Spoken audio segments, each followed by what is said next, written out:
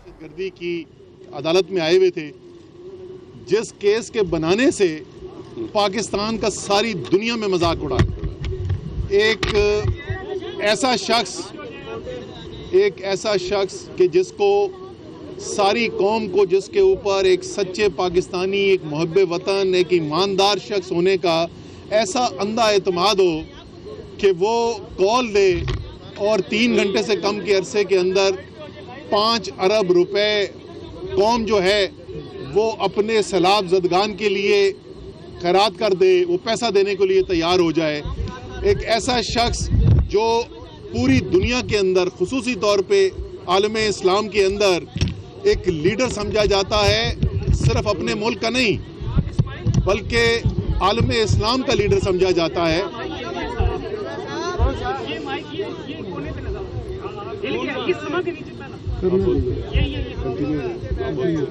भाई सारा रोक दिया भाईजान। अच्छा जी, उस शख्स के ऊपर दहशतगर्दी की दफे लगा के एक झूठा मुकदमा बनाकर आप इमरान खान का तो कुछ नहीं बिगाड़े, लेकिन आप मुल्क के अंदर मुल्क की साख जो है तमाम दुनिया के अंदर उसको जरूर मजरू कर रहे हैं।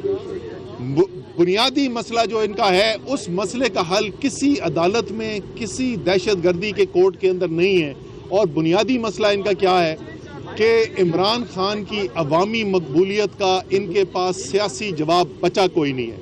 इनको नज़र आ गया है कि इमरान खान का सियासी मुकाबला करना अब मुश्किल नहीं, नामुमकिन हो गया है, और इसलिए ये कोशिश कर रहे हैं कि किसी तरीके से झूठे मुकदमे बना के, गैर कानूनी कार्रवाइयाँ करके, दबाव बढ़ा के इमरान खान को रोका जा सके। लेकिन जैसे मुझे आज से को 2-3 दिन पहले एक शख्स ड्राइवर है, उसने मुझे कहा कि सर ये जितना इमरान खान के ऊपर दबाव बढ़ाने की कोशिश कर रहे हैं, जितना उसको दबाने की कोशिश कर रहे हैं, उतना वो ज़्यादा मकबूल होता जा रहा है। तो इसलिए ये मुल्क का भी नुकसान कर रहे हैं, ये अपना भी नुकसान कर रहे हैं। इस हकीकत को तस्लीम कर लें कि कौम जो है वो आज इमरान खान के साथ खड़ी हो गई है, और अगर आप चाहते हैं कि मुल्क के अंदर एक जमहूरी निज़ाम हो जिस पर यकीन हो पाकिस्तान के अवाम का, तो उसके लिए एक ही हल मौजूद है, इलेक्शन कराएं, अवाम को फैसला करने दें। हमारे ख्याल में अवाम फैसला कर बैठी है इमरान खान की हक में। अगर आपके ख्याल में आप मकबूल हैं, अगर आपके ख्याल में इमरान खान का बयानिया अवाम के दिलो दिमाग में नहीं बैठा, तो आए सियासत के मैदान में, आए इलेक्शन के मैदान में और मुकाबला करें। अब मैं बाबर अवान साहब से कहूँगा कि जी इस जो नई दफात ऐड की और आज जो हुआ उसके ऊपर बता दें आपको।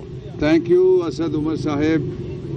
देखिए, जब आपने पहली दफ़ा बेल एप्लीकेशन यहाँ सुनी गई थी, आप सारे मौजूद थे, सारे वही चेहरे हैं तकरीबन।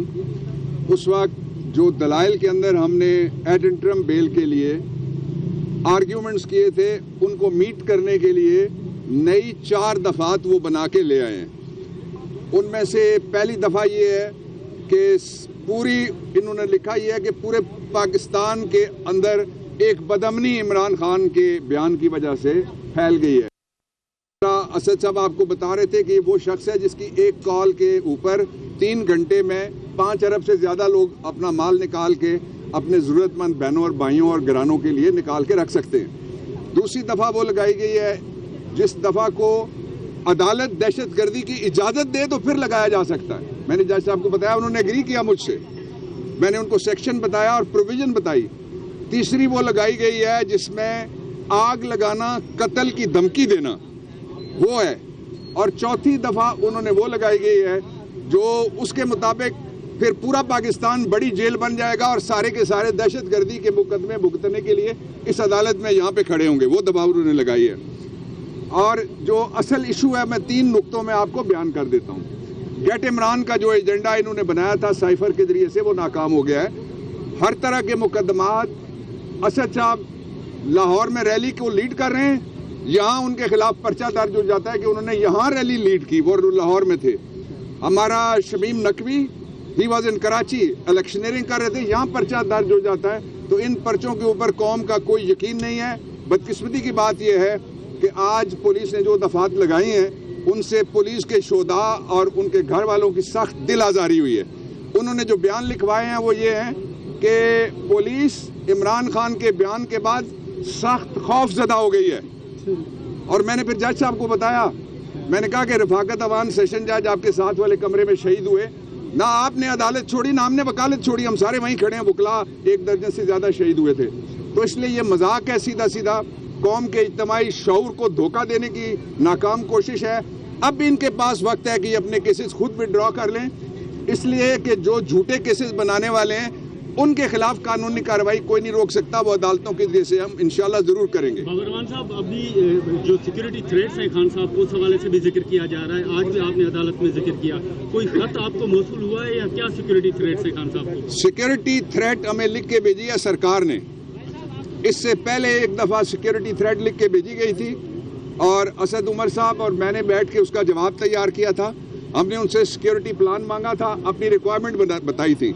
वो इस कदर संजीदा हैं कि कल आपने देखा कि कल इमरान खान को अकेला घेर के, सफ़ेद कपड़ों में कौन था, सफ़ेद पोश कौन था हम नहीं जानते, उनकी पर्सनल सिक्योरिटी को भी अंदर कल नहीं जाने दिएगा। आपके सामने हुआ है, ये सारा पूरी कौम देख रही थी आपके जरिए से। तो इसलिए सिक्योरिटी के शदीद खतरात हैं। मैं नहीं कह रहा, ये गवर्नमेंट ने लिख के हमें कहा है। सिर्फ ये एक दफ़ा नहीं कहा है, मिनिस्ट्री ऑफ इंटीरियर का, वजारत दाखिला का एक थ्रेट असेसमेंट सेल है। वो थ्रेट असेसमेंट सेल जो है हमें मुतअद्दिद बार ये ख़त लिख के बता चुका है कि इमरान खान को शदीद सिक्योरिटी का ख़तरा है, और उसके बावजूद जो है वो बार बार ऐसी सूरत हाल पैदा कर रहे हैं जहाँ इमरान खान की सिक्योरिटी की जो पूरी प्रोटेक्शन है वो ख़त्म हो जाती है और उनको शदीद ख़तरे का सामना करना पड़ता है। बहुत शुक्रिया।